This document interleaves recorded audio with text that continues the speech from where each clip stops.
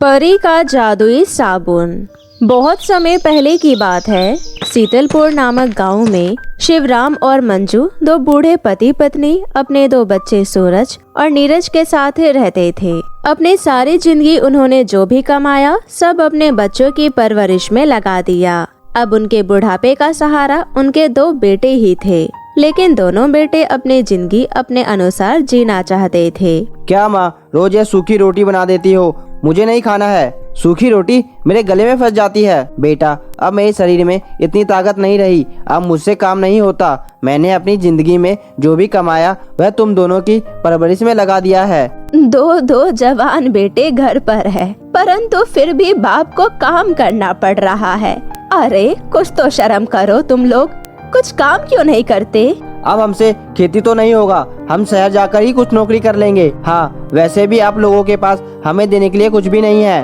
तुम दोनों यहाँ से चले जाओगे तो मुझे और तुम्हारी माँ को कौन संभालेगा? वह सब हमें नहीं पता, वह सब आप लोग देख लीजिए।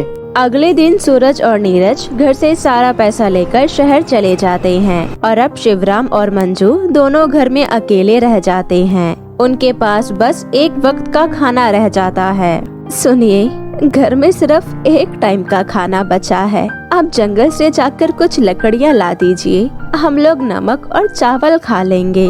हे भगवान, दो लड़कों के होते हुए भी हमें कैसे दिन देखने पड़ रहे हैं। शिवराम जंगल जाकर अपने कांपते हुए हाथों से लकड़ी काटने लगता है, लेकिन शहर में ताकत न होने की वजह से उससे लकड़ी कटने में बहुत मुश्किलें हो रही थी।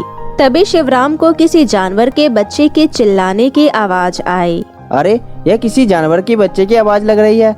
ऐसा मालूम होता है वह किसी तकलीफ में है, मुझे उसकी मदद करनी चाहिए। शिवराम इधर उधर घूमकर उस आवाज का पीछा करने लगता है। तभी शिवराम को एक हिरण का बच्चा कांटों में फंसा हुआ दिखता है। वो बच्चा कांटा चुभने के कारण बहुत चिल्ला रहा था। शिवराम उस बच्चे को कांटों से निकालने लगता है। शिवराम के हाथ में भी वो कांटा चुभ जाता है, परंतु फिर भी शिवराम हिरण के बच्चे को निकाल देता है। शिवराम जैसे ही उस हिरण के बच्चे को निकालता है, वो हिरण का बच्चा एक परी के रूप में बदल जाता है और परी कहती है, आपका बहुत बहुत धन्यवाद। मैं एक परी हूँ और मैं परीलोक से यहाँ पृथ्वीलोक पर घूमने आई थी, परंतु अचानक मेरे पंख इन कांटों में फंस गए थे। आपने मेरी जान बचाई है, मैं आपका आभार कैसे उतारूं?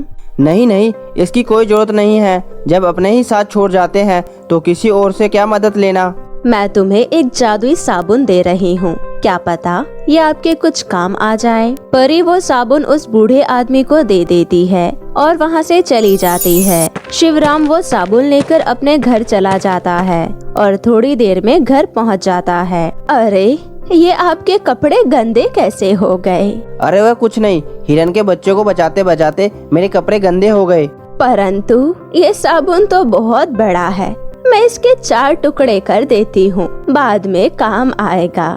मंजू साबुन के 4 टुकड़े कर एक टुकड़े से कपड़े धो देती है और बाकी साबुन रख देती है। अगले दिन मंजू जैसे ही उस साबुन को देखती है, वो दंग रह जाती है और कहती है, अरे देखिए, मैंने कल इस साबुन के 4 टुकड़े कर दिए थे ना, लेकिन अब तो ये फिर से उतना ही बड़ा हो गया।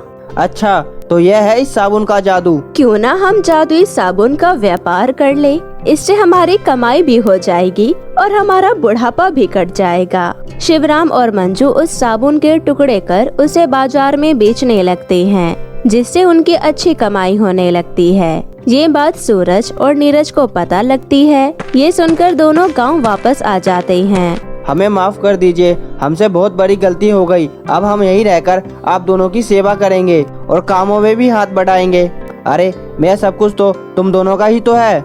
सूरज और नीरज को साबुन के जादुई होने का पता चल जाता है। दोनों के मन में लालच आ जाता है। क्यों ना हम यहाँ से सारे साबुन चोरी कर ले और इसे शहर जाकर बेचे तो हमें काफी मुनाफा होगा। हाँ, तुम सही कह रहे हो। हम दोनों आज रात को ही यहाँ से सारे साबुन लेकर शहर चले जाएंगे। दोनों रात को सारे साबुन और पैसे चोरी करके भाग जाते हैं। सुबह जब शिवराम और मंजू सोकर उठते हैं और सारे साबुन और पैसे समेत सूरज और नीरज को भागा हुआ देखते हैं, तो उन्हें अपनी हालत और किस्मत पर रोना आ जाता है। इधर सूरज और नीरज शहर पहुंच जाते हैं और अगले सुबह वो दोनों दुकान खरीदने के लिए बाजार जाते हैं। सूरज, याद रहे बातों बातों में तुम किसी को बता मत देना कि हमारे पास एक जादुई साबुन है। अरे भैया, तुम मेरे पीछे ही पड़े रहते हो, मैं अपने आप को संभाल लूंगा, तुम अपना ध्यान रखना। ऐसे ही तुम्हें माँ और पिताजी भोला नहीं कहते। बस करो, मुझे मालूम है कि मुझे कब बोलना है और कब शांत रहना है। दोनों बाजार में इधर उधर देखते हुए चल रहे थे। उन्हें एक दुकान दिखाई देती है जिस पर किराए के लिए दुकान खाली है लिखा था। भैया, यह देखो, यह दुकान अपने लिए अच्छी लग रही है। सूरज और नीरज भाई दुकान खरीदकर उसमें अपना साबुन का व्यापार शुरू करते हैं। सूरज और नीरज की वो दुकान बाजार में इकलौती होने के कारण अच्छी चलती है, परंतु कुछ दिन होते ही दुकान के सभी ग्राहक उनके दुकान पर वापस आते हैं। उनमें से एक औरत कहती है, अरे भैया, ये कैसा साबुन बेच रहे हो? हम तुम्हारी दुकान से बहुत सारे साबुन खरीद कर ले गए थे, परंतु घर पहुंचते ही वो सारे साबुन गायब हो गए। हमें हमारे पैसे वापस करो। हाँ हाँ, तुम दोनों भाई चोर हो, हमें हमारे पैसे वापस करो, वापस करो। तभी उनमें से कुछ ग्राहक सूरज नीरज को बहुत मारते हैं और अपना पैसा लेकर चले जाते हैं। अरे भैया, इन लोगों ने तो बहुत मारा, ऐसा कैसे हो सकता है कि घर पहुंचते ही सारे साबुन गायब हो गए? हाँ छोटे, हमने ये साबुन चोरी करे थे, इसलिए हमें चोरी की सजा मिली है। हमें गांव जाकर माँ पिता से माफी मांग लेना चाहिए। सूरज और नीरज वापस गांव जाकर शिवराम और मंजू से माफी मांग लेते हैं और फिर कभी ऐसी गलती ना करने की कसम खाते हैं। शिवराम दोनों को माफ कर देता है। शिवराम के माफ करते ही गायब हुआ सारा सामान वापस आ जाता है और उस दिन के बाद सूरज और नीरज अपने माता पिता के साथ हंसी खुशी से रहने लग जाते हैं। तो एक समय की बात है, एक बहुत ही खुशहाल परिवार हंसी खुशी रहता था। उस परिवार में सपना अपने मम्मी पापा और अपने छोटे भाई राहुल के साथ रहती थी। सब कुछ ठीक ठाक चल रहा था। फिर कुछ दिनों बाद अचानक राहुल की तबीयत खराब रहने लगी। बहुत इलाज कराने पर डॉक्टर से उन्हें पता चला कि राहुल को कैंसर है और अब उसके पास बहुत कम समय बचा है। ये खबर सुनते ही मानो उस हंसता खेलता परिवार में गम का साया ही मंडरा गया। धीरज रखो कामनी, सब ठीक हो जाएगा।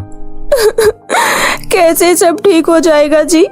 हमारा बच्चा जिंदगी और मौत से लड़ रहा है और उसका इलाज कराते कराते सारे पैसे भी खत्म हो गए और अब उसके दवाइयों के लिए या उसके इलाज के लिए जितने पैसे चाहिए उतने पैसे तो हमारे पास है भी नहीं। कामनी, तुम सही कह रही हो, अब हमारे बच्चे को कोई चमत्कार ही बचा सकता है। सपना दूर से अपने माता पिता को ये सब बातें करते सुन लेती है। उसे बहुत बुरा लगता है। क्या हुआ, मेरे पापा के पास इतने पैसे नहीं है तो मेरे पास तो है ना, मेरे भाई को कुछ नहीं होगा। ये सोचकर सपना जितने अपने गुल्लक में पैसे जमा करके रखी थी वो गुल्लक उठाकर दौड़े दौड़े दवाई की दुकान पर गई। वो काफी देर तक दुकान पर खड़ी रही, लेकिन दुकानदार का ध्यान उस छोटी बच्ची पर नहीं गया, क्योंकि दुकान पर और भी बहुत सारे लोग खड़े हुए थे। सपना ने दुकानदार को कई बार पुकारा, परंतु भीड़ इतनी थी कि दुकानदार का ध्यान उसके तरफ गया ही नहीं। फिर सपना को थोड़ा गुस्सा आया। उसने उस मिट्टी की गुल्लक लेकर काउंटर पर जोर से रख दिया, जिसके बाद वो दुकानदार और काउंटर पर खड़े सारे लोग सपना को देखने लगे। फिर दुकानदार ने सपना से पूछा, बच्चे क्या चाहिए आपको? सपना बड़ी भोले मन से बोली, अंकल अंकल मुझे ना चमत्कार चाहिए। ये सुनकर दुकानदार को कुछ समझ नहीं आया और वहाँ खड़े लोग भी सोच में पड़ गए और सब सपना की तरफ देखने लगे। फिर दुकानदार ने बोला, बेटे यहाँ तो चमत्कार नहीं मिलता। ये सुनकर सपना को लगा कि दुकानदार उससे झूठ बोल रहा है। उसने कहा, अंकल आपको पैसे चाहिए ना, इसलिए आप मुझसे झूठ बोल रहे हो ना।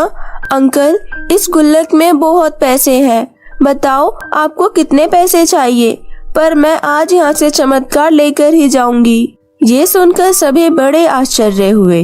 तभी काउंटर पर खड़ा एक व्यक्ति बोला, बेटी क्यों चाहिए तुमको चमत्कार? तब सपना ने अपनी पूरी बात उस व्यक्ति को बताई और कहा, और अंकल, मैंने पापा से सुना था कि अब मेरे भाई को कोई चमत्कार ही बचा सकता है, और अगर मेरे पापा के पास चमत्कार खरीदने के पैसे नहीं है तो क्या हुआ, मेरे पास तो है ना। तो इसलिए मैंने जितने भी पैसे जोड़ रखे थे वो सारे पैसे लेकर मैं इस दुकान पर आई। ये सुनकर उस व्यक्ति को बहुत ही झटका लगा। उसने पूछा, बेटी, कितने पैसे हैं तुम्हारे पास? ये सुनते ही सपना ने गुल्लक उठाई और जमीन पर गिराकर गुल्लक तोड़ दी और पैसे गिनने लगी। बाकी सभी लोग सपना को देख रहे थे।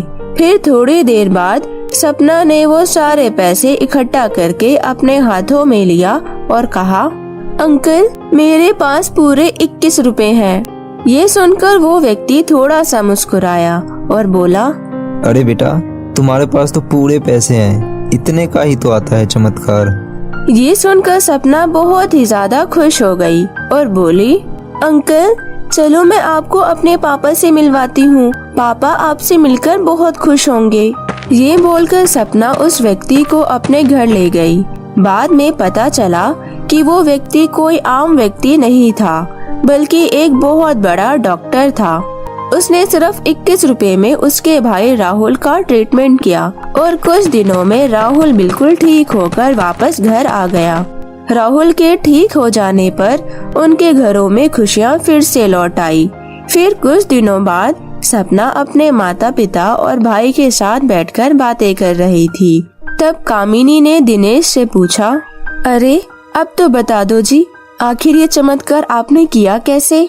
ये सुनकर दिनेश ने अपनी बेटी सपना की तरफ देखा और कहा, कामनी, ये चमत्कार मैंने नहीं बल्कि हमारी बेटी सपना ने किया है। फिर दिनेश ने कामिनी को सारी बात बताई। ये सुनकर कामिनी की आंखें भर आई। उसने अपनी बेटी को अपने गले से लगा लिया और फिर सब हंसी खुशी रहने लगे। तो मेरे प्यारे दोस्तों, यहाँ पर एक बहुत बड़ी बात है जो हम उस छोटी सी बच्ची से सीख सकते हैं कि जिंदगी में कभी कभी ऐसा होता है कि हमें कोई रास्ता नजर नहीं आ रहा होता और हम लोग हिम्मत हार जाते हैं, परंतु हमें हिम्मत नहीं हारनी चाहिए और हमेशा लड़ते रहना चाहिए। तो मेरे प्यारे दोस्तों, कैसी लगी आपको मेरी ये कहानी? मुझे कमेंट करके जरूर बताएं और अपने दोस्तों के साथ भी शेयर करें। और हाँ, यदि आपने अब तक मेरे चैनल मिनी एंजल टीवी को सब्सक्राइब नहीं किया है तो प्लीज जल्दी से नीचे लाल बटन दबाकर मेरे चैनल मिनी एंजल टीवी को अभी सब्सक्राइब कर ले और साथ ही बेल आइकन को दबाना बिल्कुल ना भूले। Bye bye.